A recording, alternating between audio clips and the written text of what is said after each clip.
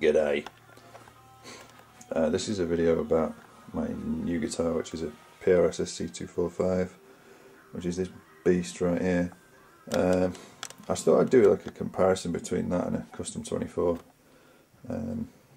just because you can read a lot of stuff about specs and, you know, neck profiles and scale lengths and stuff, but I'm just yet to see anybody actually put them side by side and show you the real differences. So that's what I'm going to try and do. So obviously the first major difference between these two guitars is the scale length. Now the Custom 24 is a standard PRS 25-inch scale length. The 245 is a 24.5-inch scale length.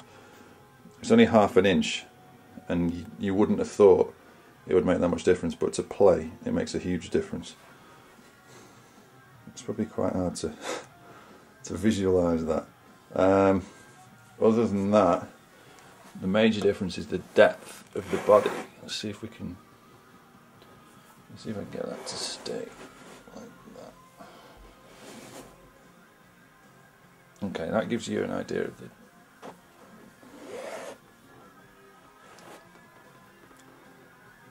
okay, can you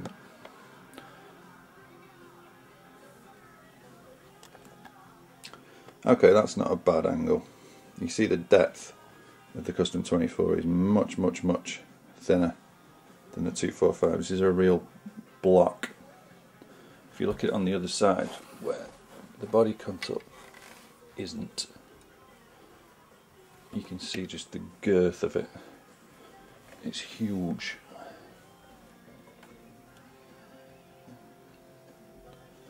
I'm trying to get that into balance.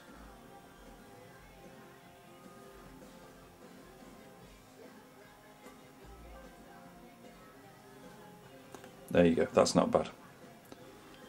There, so you can see the difference in the depth, which obviously contributes massively to the tone.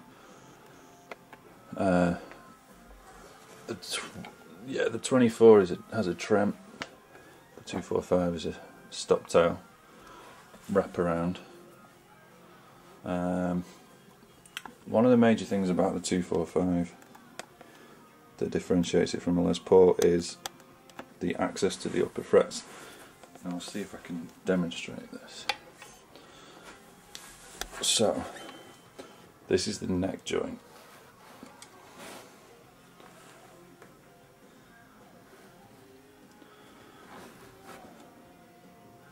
So as you can see, it's a totally different joint than on the Custom 24.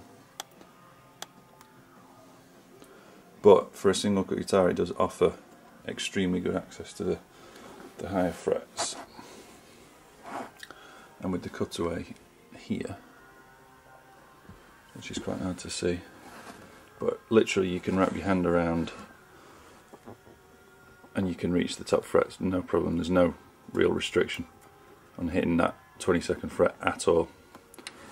It's not as good as the 24 for access. This is literally, it's probably the best guitar I've ever played in terms of upper fret access. You can get all the way up to the top, no issue. But for a single cut, this is it's a far better design than the Gibson one. Apologies. Yeah. What else have we got? Okay, these are new birds.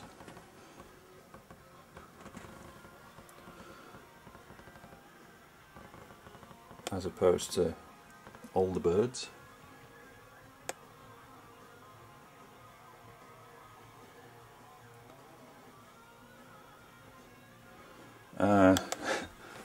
So horses for courses, really. Some people prefer the new ones, some people prefer the old ones. The old ones are easy to see when you're playing. The new ones take a bit of getting used to, but you get used to it after a few minutes.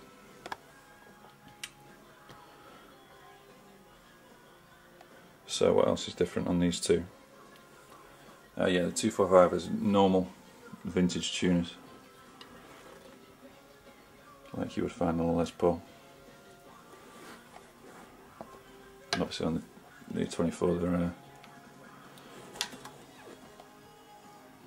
Phase 2 PRS locking tuners. There you go. This one's amber, and this one is grey black. This one's a 10-top one piece, and amber is not. This is a 3-way with a push-pull coil tap.